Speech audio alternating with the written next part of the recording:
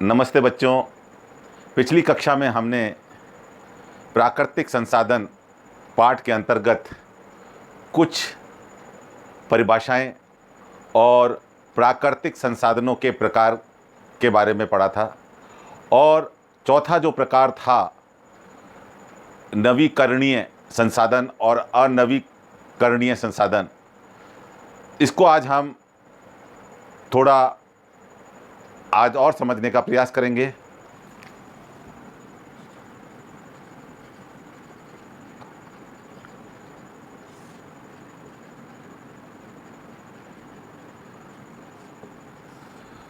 वे संसाधन या वे वस्तुएं जिनका प्रयोग हम दोबारा कर सकते हैं या जिनका निर्माण दोबारा कम समय में किया जा सकता है या जिनका पुनर्चक्रण किया जा सकता है, ऐसे सब संसाधन नवीकरणीय संसाधन के अंतर्गत आते हैं।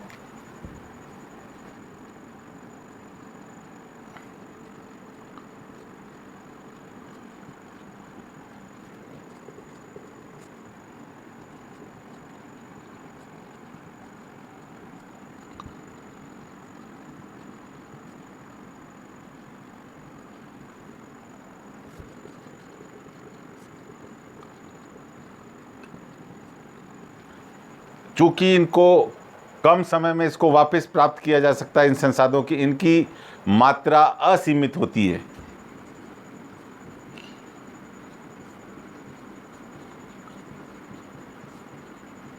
मात्रा का मतलब उपलब्धता, असीमित।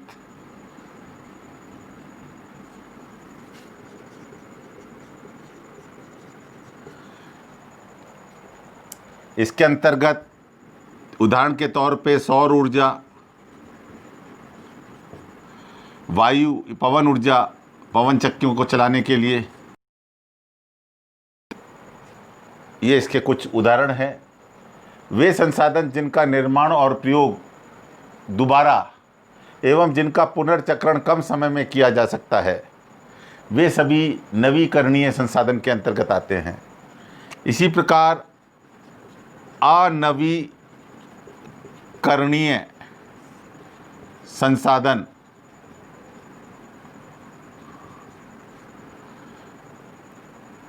वे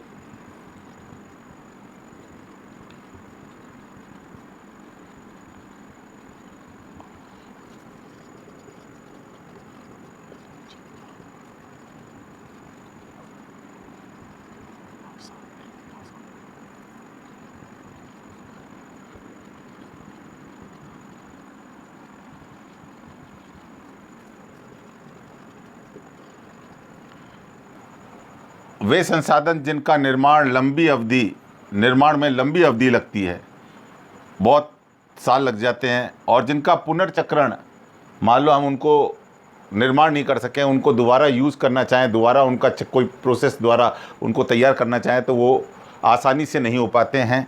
ऐसे सभी संसाधन अनवीकरणीय संसाधन कहलाते हैं। उदाहरण के तौर पे जैसे मैंने उदाहरण बताए थे इसके, कोयला या पेट्रोलियम, ये कुछ संसाधन हैं, इनकी मात्रा भी सीमित है। इनकी प्रकृति में मात्रा सीमित होती है, क्योंकि आसानी से नहीं बनते हैं, इसलिए इनकी मात्रा भी सीमित होती है।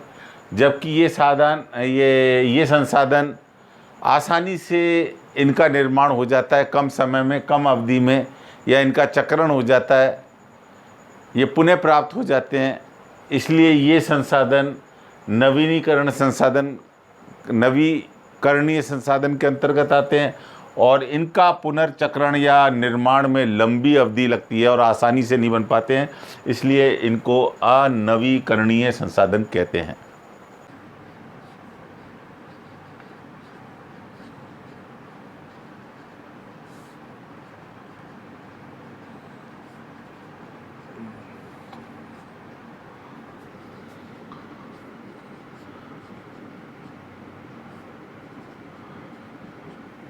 प्राकृतिक संसाधनों का प्रबंधन ये क्या होता है इसको आओ हम समझते हैं।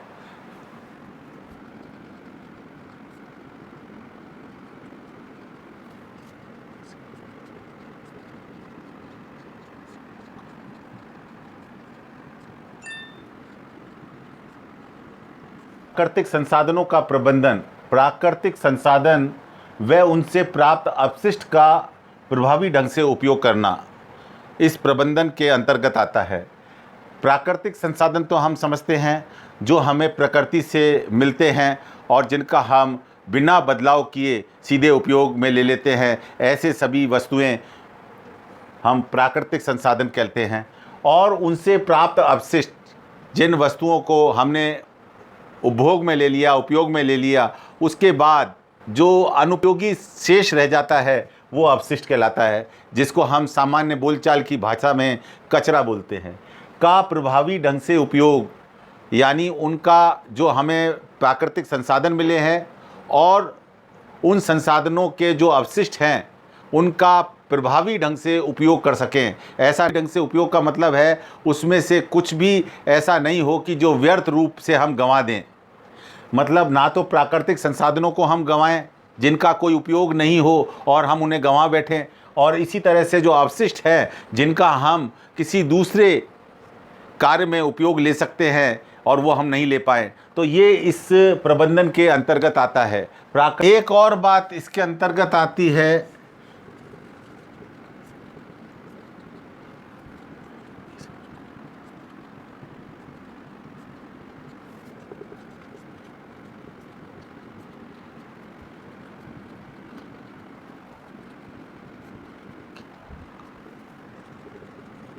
एक दूसरी बात इसमें और आती है कि प्राकृतिक संसाधनों का इस प्रकार उपयोग किया जाए कि वो लंबे समय तक उनकी उपलब्धता बनी रहे, हमें वो लंबे समय तक मिलते रहें और उसका जो लाभ है इन प्राकृतिक संसाधनों का अधिक से अधिक मनुष्यों को मिल सके। ये इसका दूसरा पॉइंट है।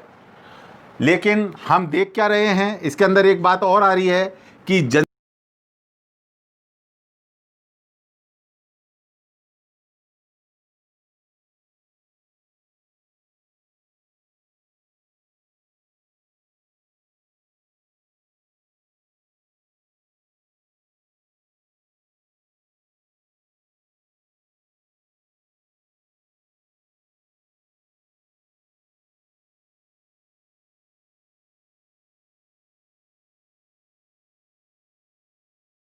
जनसंख्या वृद्धि के कारण मांग बढ़ गई है।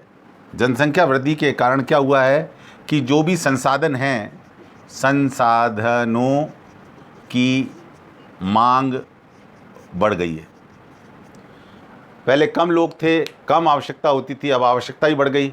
जनसंख्या बढ़ी, लोग बढ़ गए, मांग बढ़ गई, आवश्यकता बढ़ गई और अब हमारे को ज़्यादा संसाधनों की आवश्यकता पड़ती है।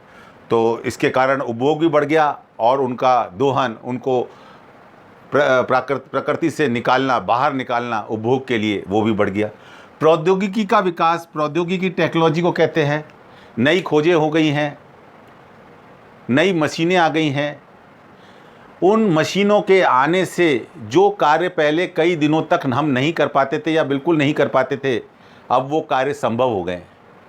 जैसे उदाहरण के तौर पे कि पहले अगर खेत की सिंचाई के लिए कुओं से जल निकाला जाता था तो मनुष्य का या जानवरों का उपयोग किया जाता था, और जब इस तरह का उपयोग किया जाता था तो कुएं का सारा जल नहीं निकल पाता था, कुएं में कुछ जल शेष बचा रह जाता था। लेकिन अब मशीनें आ गई हैं, समरसेबल पंप आ गए हैं, अन्य प्रकार की मोटरें आ गई हैं जो कुछ ही घंटे में पूरे कुएं का पानी बाहर निकाल के रख देती हैं। तो इससे ये टेक्नोलॉजी के कारण कई बार अति दोहन हो जा रहा है, जिसका हमें आवश्यकता नहीं है उससे ज़्यादा हम उस चीज़ को बाहर निकाल ले रहे हैं। सिंचाई के लिए मान लो हमें आधे कुएं की आवश्यकता है, लेकिन अब वो मशीनें उस आधे कुएं से ज़्यादा जल निकाल के बाहर रख दे रही हैं। इसी प्रकार अन्य प्राकृतिक संसाधनों का अति दोहन हो रहा है। अति मतलब अतिरिक्त, जो पहले नहीं होता था, पहले सीमित मात्रा में हो रहा था, अब वो ज़्यादा मात्रा में होना लग गया है। और इसका कारण क्या है? एक तो देखा देखी, लोग होड़ कर रहे हैं कि कहीं ऐसा नहीं हो कि ये संसाधन खत्म हो जाए, हम पहले ही निकाल के रख लें। जीविका कमाने के लिए लोग अतिरिक्त भी दोहन कर रहे हैं। तो ये सब चीज़ें जो है, इन संसाधनों पे जो है भार बढ़ गया है।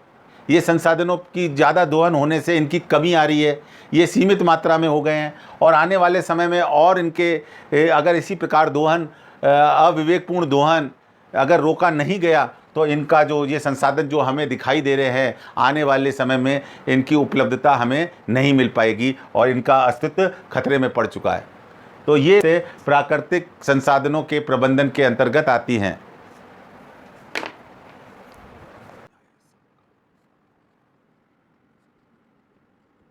इसके अंतर्गत जो अपन ने प्रबंधन किया उसके अंतर्गत ये दो बातें भी शामिल हैं। प्रबंधन के अंतर्गत ये दो बातें भी शामिल हैं।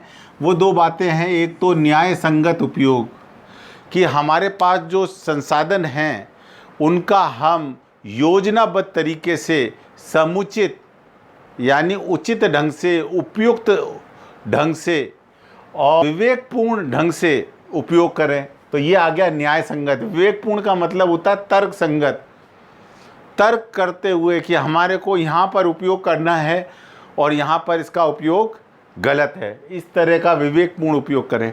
और दूसरी बात इस प्रबंधन के अंतर्गत आती है संरक्षण की।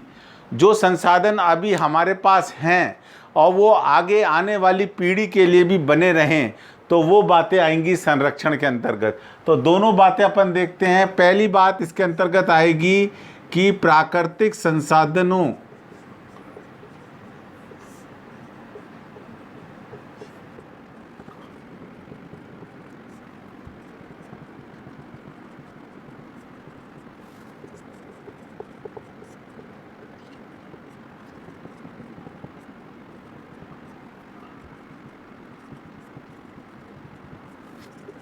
संसाधनों का योजनाबद्ध तरीके से एक प्लानिंग की जाए। जैसे क्लास के अंदर प्लानिंग कर रखी है कि पहला पीरियड विज्ञान का आएगा, दूसरा पीरियड गणित का आएगा, तीसरा पीरियड हिंदी का आएगा, यानी हम सारे विषयों को समान मानकर कार्य कर रहे हैं।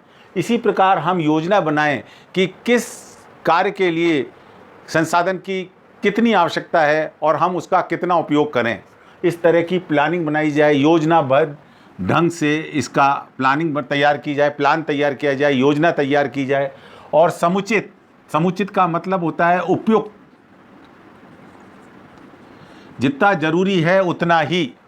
और विवेकपूर्ण ढंग तरीका मतलब न्याय संगत होना चाहिए, तर्क संगत होना चाहिए, तर्क संगत, मितव्ययता पूर्ण। मितव्ययता पूर्ण का मतलब होता है कि आवश्यकता है उतना ही उपयोग करें, खर्च नहीं करें। खर्च का मतलब ये है कि कंजूसी नहीं करनी है, जितनी आवश्यकता है उतना हम उपयोग करेंगे, अन्य को जो शेष बच जाएगा उसका दोहन ना करके उसको आगे आने वाले समय के लिए बचा के रखा जाए। तो यहाँ पर ये जो अगर हम बातें करते हैं योजनाबद्ध ढंग से संसाधनों को और समुचित जितनी मात्रा में और विवेकपूर्ण तरीके से उपयोग करते हैं, तो यही हमारे लिए क्या हो जाएगा, एक तरह से संरक्षण का कार्य कर देगा। संरक्षण की आवश्यकता,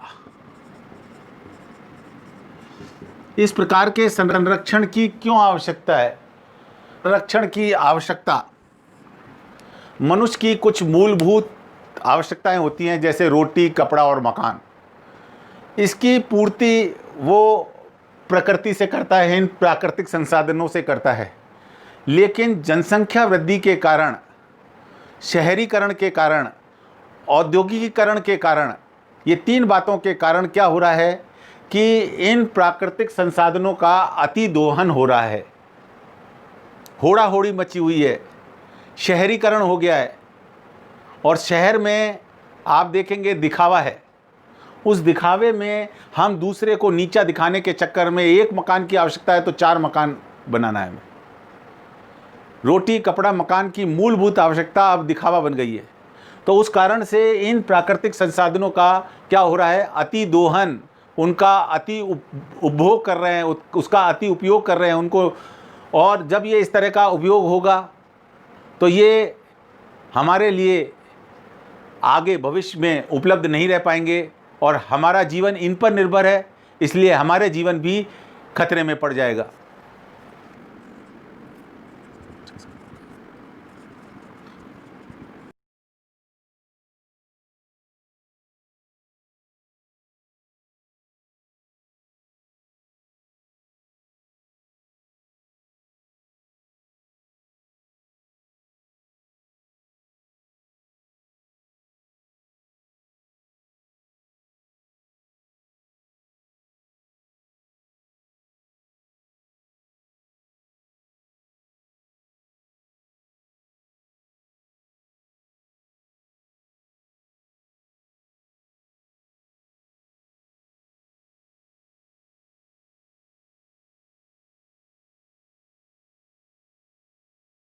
संख्या वृद्धि, औद्योगिकीकरण और शहरीकरण में के कारण मांग बढ़ गई है, दिखावे की प्रवृत्ति में वृद्धि हुई है।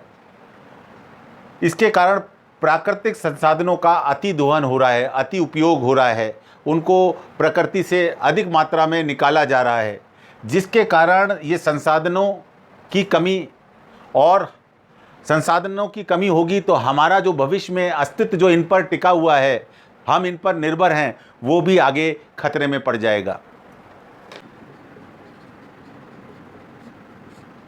संसाधनों के संरक्षण के उपाय, क्या हमें उपाय करने चाहिए ताकि हम प्राकृतिक संसाधनों को बचा सकें, उनको लंबे समय तक वो हमारे काम आ सकें या लंबे समय तक उनकी उपलब्धता रह सके। इसके लिए क्या क्या उपाय हो सकते हैं? पहला उपाय तो आपको जैसे मालूम होगा, मैंने लिखा है, कई बार लिखा है कि प्राकृतिक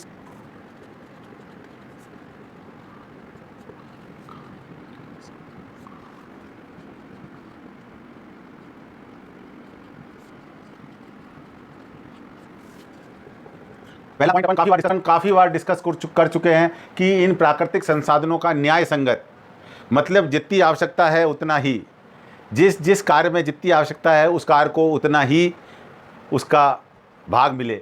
मितव्ययता, जितनी आवश्यकता है, कंजूसी नहीं करनी, आवश्यकता है तो हम उसका उपयोग करें और विवेकपूर्ण तरीका इस्तेमाल करें, ये नहीं कि देखा देखी में हम उसका अति दोहन कर दें।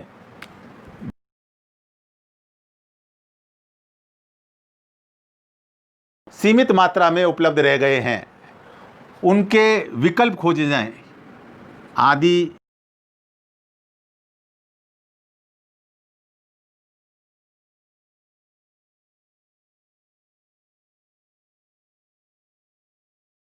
कि कोयला, पेट्रोल, इस प्रकार के जो सीमित मात्रा रह गई है, जिन संसाधनों की, जिन प्राकृतिक संसाधनों की सीमित मात्रा रह गई है, वो अब कुछ समय बाद हो सकता है कि अगर हम जिस तरह से उपभोग कर रहे हैं वो आगे हमारे को नहीं मिल पाए। तो ऐसे जो सीमित मात्रा वाले प्राकृतिक संसाधन हैं, उनके विकल्प खोजे जाएं।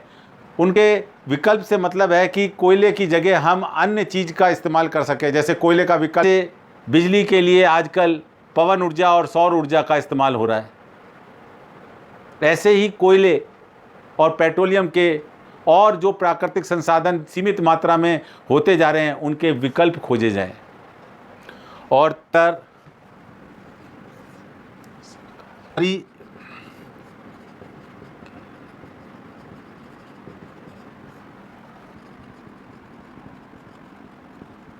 सरकारी और गैर सरकारी स्तर पे पूर्ण सहयोग किया जाए।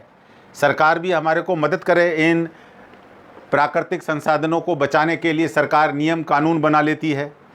और गैर सरकारी तौर पे जैसे हम हैं, उन नियमों और कानून की पालना करें, उनको बचाने के उपाय स्वयं भी ढूंढें, लोगों में जन चेतना लाएं कि हम इस संसाधन का अति दोहन कर रहे हैं, ये सीमित मात्रा वाला संसाधन है, हम इसका उपयोग कम करें या सीमित मात्रा में आवश्यकता अनुसार करें। तो ये सब बातें हम सरकार और गैर सरकारी स्तर पर पूर्ण सहयोग करके भी हम संसाधनों का, इन प्राकृतिक संसाधनों का संरक्षण कर सकते हैं।